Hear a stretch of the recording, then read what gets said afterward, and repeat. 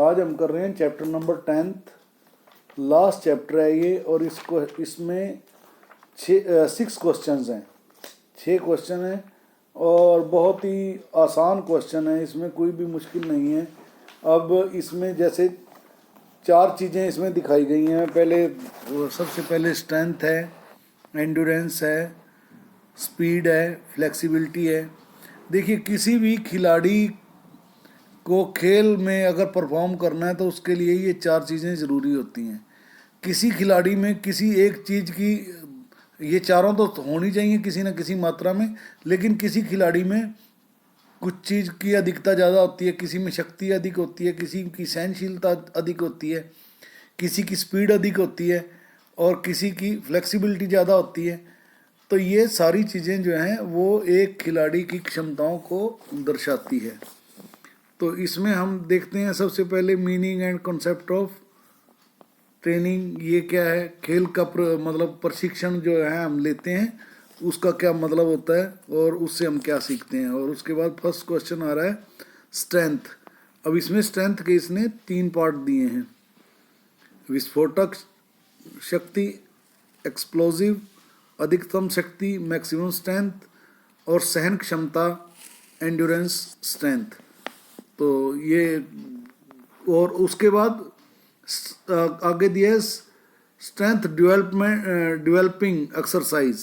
भाई, इसको बढ़ाने की कौन कौन सी तरीके हैं। तो इसमें पहले ही इसने दिया है आइसोमेट्रिक एक्सरसाइज, आइसोटोनिक व्यायाम और आइसोकाइनेटिक व्यायाम। और इसमें भी आइसोटोनिक के आगे दो दो पार्ट अलग कर दिए हैं। तो इसमें आइसोमेट्रिक व्यायाम में क्या होता है, इसमें व्यायाम होता है लेकिन खिलाड़ी जोर लगा रहा होता है लेकिन वो नज़र नहीं आता। जैसे मान लो एक किसी दीवार को धक्का देना, तो कोई प्रतिक्रिया तो नहीं हो रही, दीवार को धक्का दे रहा है देने वाला, उसको वो पूरे जोर लगा रहा है लेकिन ना दीवार हिल रही है ना कुछ हो रही है, लेकिन उसके जोर लग रहे हैं, काम कुछ होता हुआ दिखाई नहीं देता। आइसोटोनिक व्यायाम में क्या होता है कि इसमें काम होता हुआ नजर आता है। आपने मान लो शॉट पुट फेंका है तो वो कितनी दूर गया वो नजर आएगा। तो उसके बाद है आइसोकाइनेटिक व्यायाम। इसमें क्या होता है कि इसमें जो खिलाड़ी है वो मशीनों की सहायता से अपने अपने आप को परफॉर्म करता है या अपने आप प्रदर्शन को दिखाता है। जैसे वेट लिफ्टिंग है, तो वेट लिफ्टिंग के जो रॉड वगैरह लगा के और जितना वेट उसने उठाया है, और उसके बाद ऐसे ही जो और भी एक्सरसाइज हैं जो मशीनों की सहायता से की जाती हैं, वो आइसोकाइनेटिक व्यायाम होता है। एक बार आप इसको पढ़ लोगे तो बड़ा आसान आपके लिए हो जाएगा। इसके आगे कुछ व्यायाम इनके लाभ और हानियाँ दे रखे हैं। 2-2, 3-3 नंबर के क्वेश्चन आ सकते हैं ये, ठीक है। और ये आइसोमेट्रिक, आइसोकाइनेटिक और आइसोकाइनेटिक, ये तीनों ये क्वेश्चन बहुत इम्पोर्टेंट हैं, बहुत इम्पोर्टेंट है। इसमें से कुछ भी एक क्वेश्चन जरूर आ सकता है, कोई भी, ठीक है। उसके बाद आ रहा है जी सहनशीलता।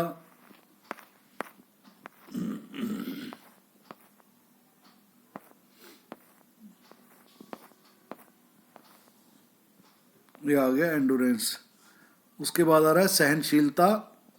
सहनशीलता जो है ये भी 2 प्रकार की होती है, छोटी अवधि की होती है, लंबी अवधि की होती है, ठीक है। और इसको आगे सुधारने के तरीके क्या क्या दे रखे हैं। निरंतर प्रशिक्षण विधि है, धीमा स्तर प्रशिक्षण विधि है, तीव्र स्तर प्रशिक्षण विधि है। तो ये प्रशिक्षण विधियां जो हैं, ये 3 नंबर का कोई एक क्वेश्चन आएगा। देखो, पहली दी हुई है इसमें निरंतर प्रशिक्षण विधि, कंटिन्यूअस ट्रेनिंग मेथड। यानी जब कोई भी कोई खिलाड़ी जब खेल को सीखने के लिए ग्राउंड में उतरता है तो उसको प्रशिक्षण जो दिया जाता है वो किन किन किन के आधार पे होता है। तो इसमें पहली जो ट्रेनिंग दी है निरंतर प्रशिक्षण विधि है।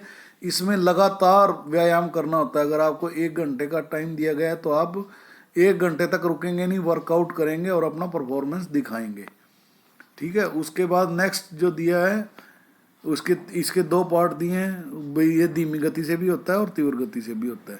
उसके बाद ये 3 नंबर का क्वेश्चन आ सकता है इंटरवल ट्रेनिंग मेथड। इसमें क्या होता है कि ये ट्रेनिंग जो है सारा दिन भी चल सकती है, 6 घंटे भी चल सकती है, 8 घंटे भी चल सकती है।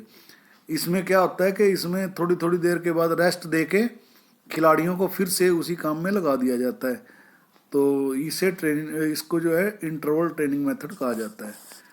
ठीक है, उसके बाद नेक्स्ट है, इसके बाद आ रहा है, इसकी भी आगे दो इन्होंने किए हैं, गहन अंतराल और व्यापक अंतराल। उसके बाद आ रहा है फर्ट लेक। फर्ट लेक जो ट्रेनिंग में होती है वो होती है वहाँ के जहाँ गेम होना होता है उस गेम को ध्यान में रख के उसी के अनुकूल वातावरण में ट्रेनिंग देनी। अगर मान लो हमारी टीम कोई गेम के इवेंट हैं या कोई मैराथन करने के लिए जा रहा है साउथ अफ्रीका, तो वहाँ किस तरह का एनवायरनमेंट है, उस तरह का एनवायरनमेंट हमें पहले इंडिया में देखना पड़ेगा कि अगर ज़्यादा बारिश वाला है तो ज़्यादा बारिश वाले एरिए में ले जाके उनको ट्रेनिंग देनी पड़ेगी। अगर कहीं पहाड़ी एरिए का, झील का, सड़कों का किस तरह का है उसी को ध्यान में रख के, वातावरण को आधार में रख के, ध्यान में रख के, जलवायु को आधार मानते हुए, जलवायु को ध्यान में रख के जो ट्रेनिंग दी जाती है उसे फर्ट लेक ट्रेनिंग मेथड कहा जाता है। तो ये बड़ा आसान क्वेश्चन है, आप लोग इसको पढ़ोगे तो हो जाएगा।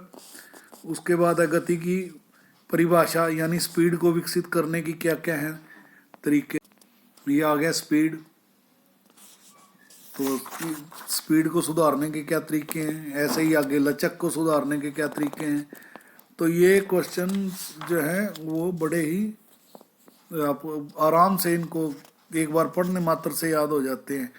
अच्छा, उसके बाद जो लास्ट क्वेश्चन आ रहा है ये है circuit training method. Circuit training method क्या होता है कि ये भी एक ट्रेनिंग, जैसे हमने दूसरी ट्रेनिंग की है पहले, इंटरवल की है और फर्ट लेक की है और निरंतर प्रशिक्षण विधि की है, कंटिन्यूस ट्रेनिंग मेथड। ऐसे ही एक सर्किट ट्रेनिंग मेथड होता है। इसमें ये देखो, ये सर्कल बना हुआ है, इसके अंदर 12 स्टेशन होते हैं, जैसे घड़ी होती है ना, ऐसे 12 स्टेशन होते हैं। हर एक स्टेशन पे अलग अलग एक्सरसाइज रख दी जाती है। और जहाँ ये लिखा हुआ है figure of circuit training method red, उससे यहाँ पे जो है कोच खड़ा हो जाता है, वो बेल या विसल करता है 5 मिनट के लिए। हर एक पॉइंट पे अलग अलग व्यायाम रख दिए जाते हैं। जैसे पहले पे उन्होंने ये रखा है वाइल्ड आर्म प्रेस अप है, उसके बाद 1 आर्म रो है, और 3rd नंबर पे है बाइसेप्स है, 4th नंबर पे ट्राइसिप्स है, 5th पे बेंच प्रेस है। मतलब ये अलग अलग हो सकते हैं हर एक उसमें। तो जैसे ही 5 मिनट के लिए टाइम मिलता है, हर एक खिलाड़ी अपनी यही एक्सरसाइज को दोहराता है।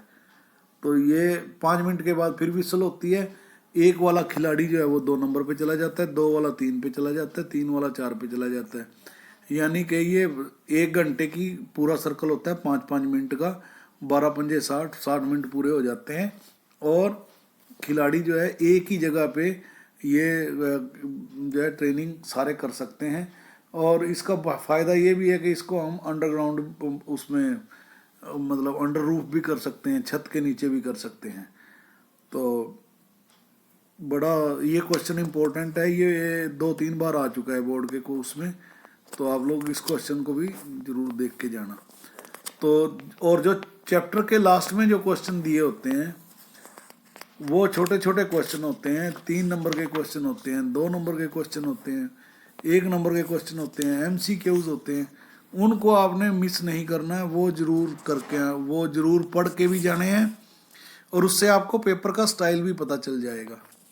तो अगर किसी को कोई दिक्कत है तो आप मेरे पर्सनल नंबर पे मेरे से संपर्क कर सकते हैं। Okay, God bless you, thank you.